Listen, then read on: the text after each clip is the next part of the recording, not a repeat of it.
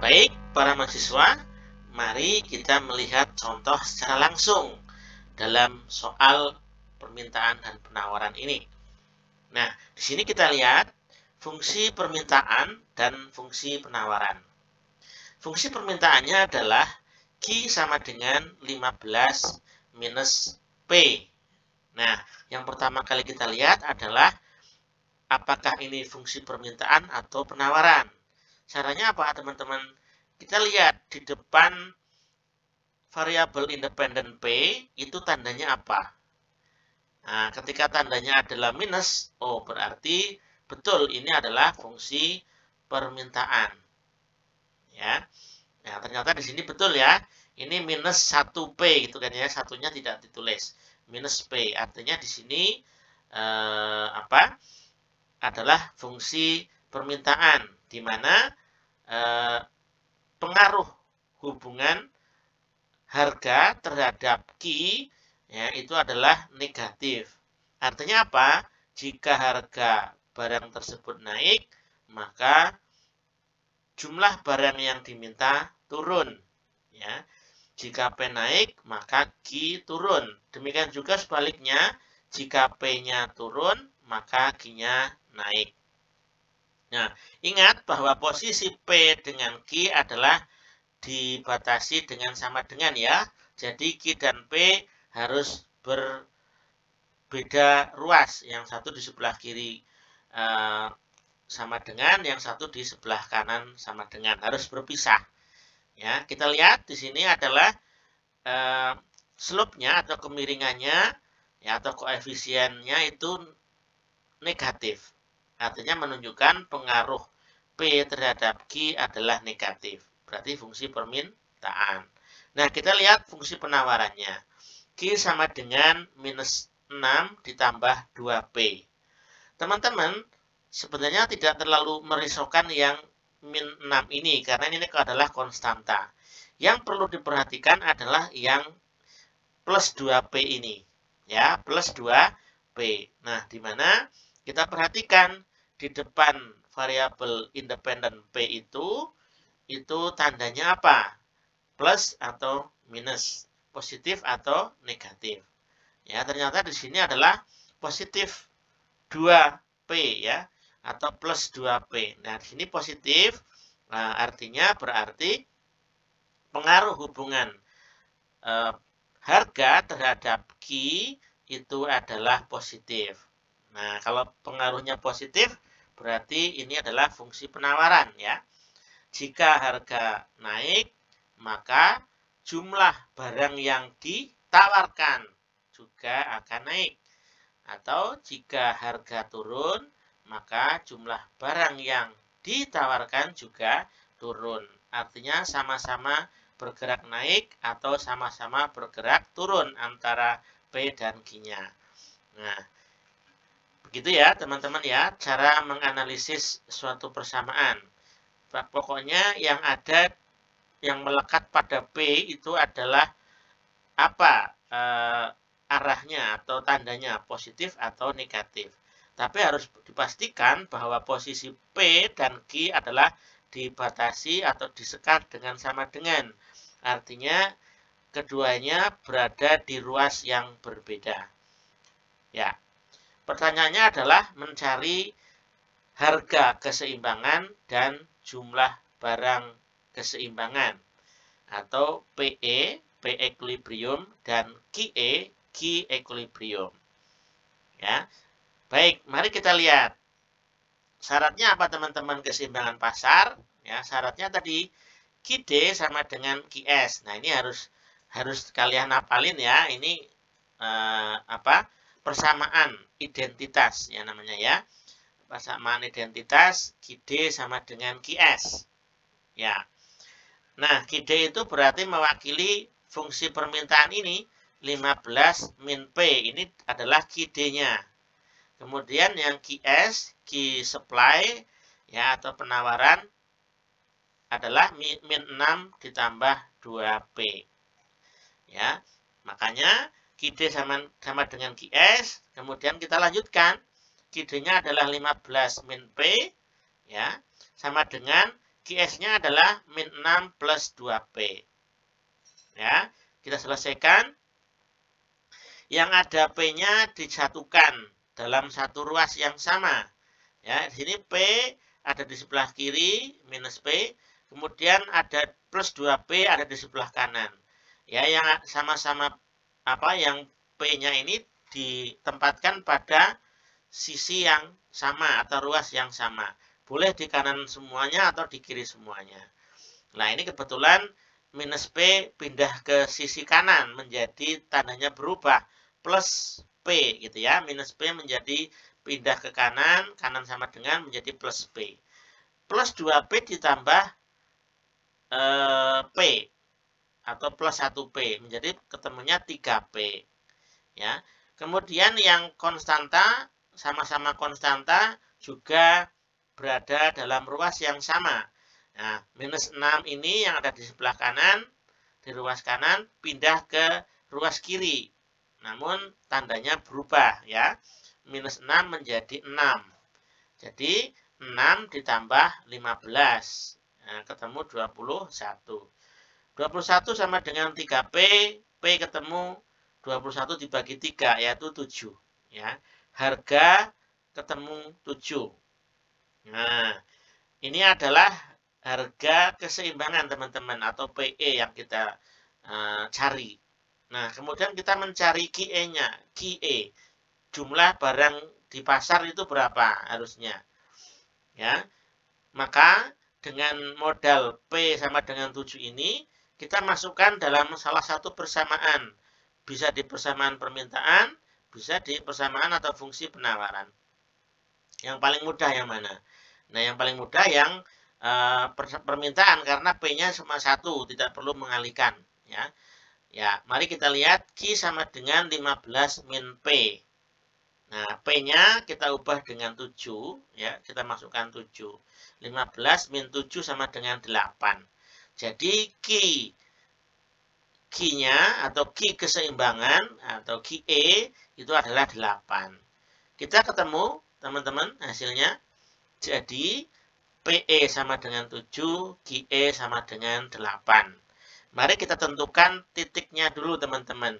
QE-nya ada di 8. Jumlah barang yang ada di pasar harus 8. Kita lihat, kita bikin sumbu horizontalnya adalah Q, sumbu vertikalnya adalah P. Ya, ini sudah umum seperti ini.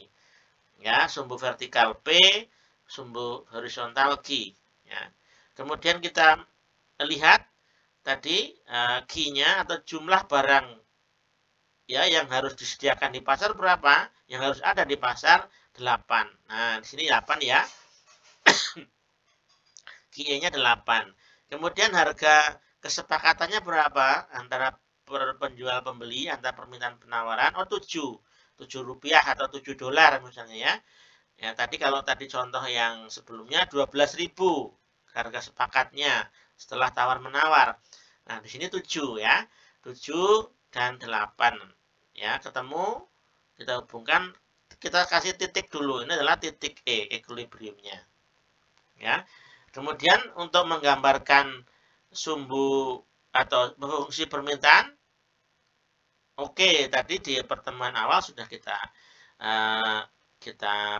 kasih penjelasan caranya, yaitu apa? Ya betul, kita cari titik potong dengan sumbu X dan titik potong dengan sumbu Y. Kemudian kedua titik potong tersebut dihubungkan, maka akan terjadi kurva lurus atau linier. Ya. Untuk yang yang permintaan, ya ini perpotongan dengan sumbu P-nya itu adalah pada titik 0,3 di sini ya. Nah, ini ke sini. Nah, di sini ada titik, sudah ada titik 87 ya, 87 koordinat 7 dan 8, maaf. Ya, koordinat 7 dan 8. Ini ya, 7 dan 8. P-nya 7, Q-nya 8.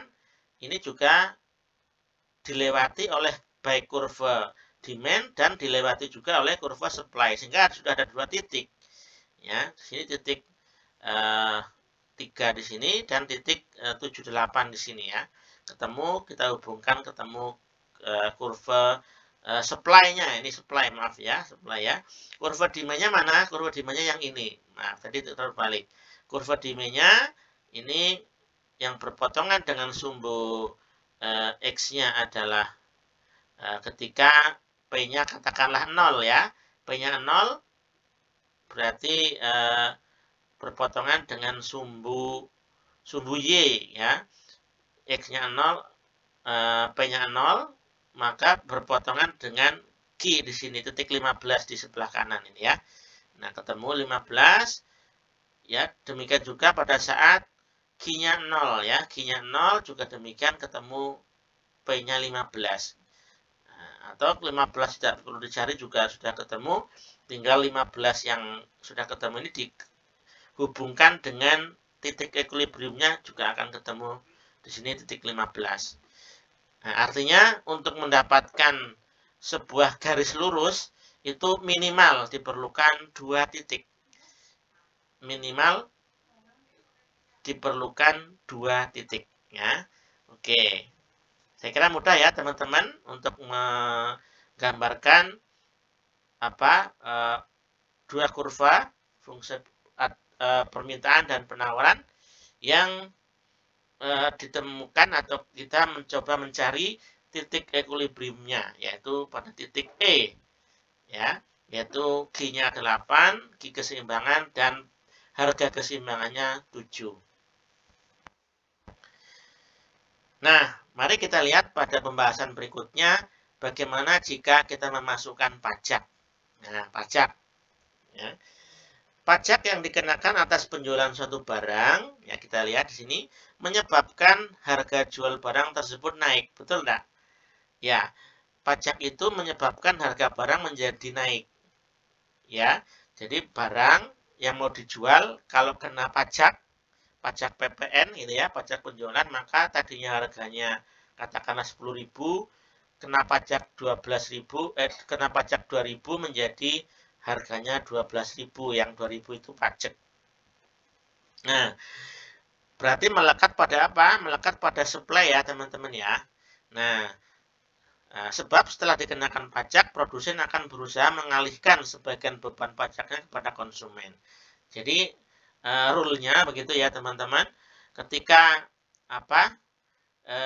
pajak itu dibebankan kepada produsen, tadi kena pajak, maka sama produsen dialihkan, digeser ya. Kalau di dalam publik itu namanya pergeseran beban pajak ya. Bisa digeserkan tadi 2.000 semuanya atau digeserkan sebagiannya atau seberapanya. Pokoknya produsen ingin sama-sama menanggung beban pajak ini begitu ya. Baik semuanya dibebankan konsumen atau separuh-separuh atau berapa ya. Nah, itu namanya pergeseran beban pajak ya. Nah, pengenaan pajak sebesar T, tax ya, ini simbol T kecil ini tax, pajak atas setiap unit barang yang dijual menyebabkan kurva penawaran bergeser ke atas. Nah, ingat ya teman-teman ya, kurva penawaran berarti kalau kena pajak berarti yang kita otak-atik adalah kurva supply-nya. Kurva supply penawaran, yaitu yang ada pada produsen atau pada penjual ya, yang slope-nya positif tadi. Nah, itu kita lihat di situ. Kalau kena pajak berarti nanti kurva yang slope-nya positif itu akan bergeser ke atas. Bergeser itu dalam bahasa Inggris shifting, S-H-I-F-T, shift, bergeser, shifting ke kiri atas ya, ke kiri atas. Nanti kita lihat. Nah, berarti dengan posisi yang lebih tinggi pada sumbu harga ya, nanti harganya akan lebih tinggi begitu, karena apa? Harganya sekarang sudah ada harga sudah memasukkan pajak sehingga harganya lebih tinggi. Nah, jika sebelum pajak persamaan penawarannya misalnya P sama dengan A plus BQ, lupa itu P-nya di depan, tidak usah perlu dipermasalahkan teman-teman. Yang jelas kita berprinsip bahwa P ya, P itu selalu menjadi variabel yang mempengaruhi atau variabel independen. Q adalah variabel yang dipengaruhi. Nah, perkara nanti dibolak-balik itu terserah pada yang membuat soal ya, yang membuat statement. Tapi yang jelas tetap prinsipnya adalah P mempengaruhi Q, bukan Q mempengaruhi P ya. Kita lihat di sini P-nya adalah positif, Q-nya juga positif ya. P ini kan positif ya. Positif, Q-nya juga positif. Sama-sama positif sehingga kita dapat menentukan bahwa ini adalah kurva penawaran karena P-nya positif di sini, di depan P-nya positif, di depan Q-nya juga plus atau positif B, beta ya koefisiennya. Nah, kalau sama-sama positif dapat dipastikan bahwa ini adalah fungsi penawaran. Nah, maka ini fungsi awalnya ini ya, P sama dengan A plus BQ. Maka sesudah pajak menjadi, nah perhatikan teman-teman di sini. Ya, coba perhatikan. Berarti apa? P sama dengan A plus BQ. Yang pertama apanya teman-teman? Harganya kan ya, tadi harganya P. Setelah ada pajak berarti P ditambah T kan ya. Nah, P-nya itu adalah P itu sendiri A plus BQ. P sendiri adalah A plus BQ, kemudian ditambah dengan pajak plus T. Nah, jadi ingat yang ditambah pajak adalah price-nya ya, bukan Q-nya ya. P-nya, harganya itu ditambah T. Nah, seperti itu. Nah, kemudian yang sama-sama konstanta, angka yang berdiri sendiri, ini dikumpulkan. Nah, di sini konstan A dan T, tarif pajaknya juga berupa angka digabungkan. Jadi, sehingga persamaannya adalah P sama dengan dalam kurung A plus T ditambah BQ. Ya, A plus T itu konstanta ditambah dengan pajaknya tadi, besar pajaknya. Ya. Oke, mari kita lihat pada contoh. Ya. Ini teman-teman. Nah, di sini fungsi permintaannya P sama dengan 15 minus Q. Fungsi penawarannya P sama dengan 3 plus 0,5 Q. Nah, T-nya, pajaknya, itu kan melekat pada penawaran ya. T sama dengan 3 per unit. Nah, 3 katakanlah rupiah ya, 3 rupiah untuk setiap unit. Nah, atau 3 dolar harganya atau pajaknya setiap 1 unit yang dijual. Karena ini posisinya di penawaran. Nah, berapa PE dan QE sebelum dan sesudah pajak. Sudah bisa dipahami ya cerita dari ini. Nah, ya, misalkan tadi sebelum pajak PE-nya 7 ya, PE-nya 7 dan QE-nya 8 ya, tadi yang persamaan pertama awal tadi ya. Sesudah pajak gitu ya, harga jual yang ditawarkan oleh produsen menjadi lebih tinggi. Maka persamaan penawarannya berubah dan kurvanya bergeser ke kiri atas. Kurva penawaran supply itu bergeser ke kiri atas karena tadi ada pajak. Nah, kita lihat kita tadi disimpan dulu data kita bahwa data awal harga keseimbangannya 7 dan jumlah barang yang tersedia atau yang ada di pasar 8. Disimpan dulu ya untuk membandingkan setelah pajak berapa. Nah, kita fokus pada kurva penawarannya. Nah, karena ini pajak melekat pada kurva penawaran. Kurva penawaran di sini P sama dengan 3 plus 0,5 Q. P sama dengan 3 plus 0,5 Q. Ya.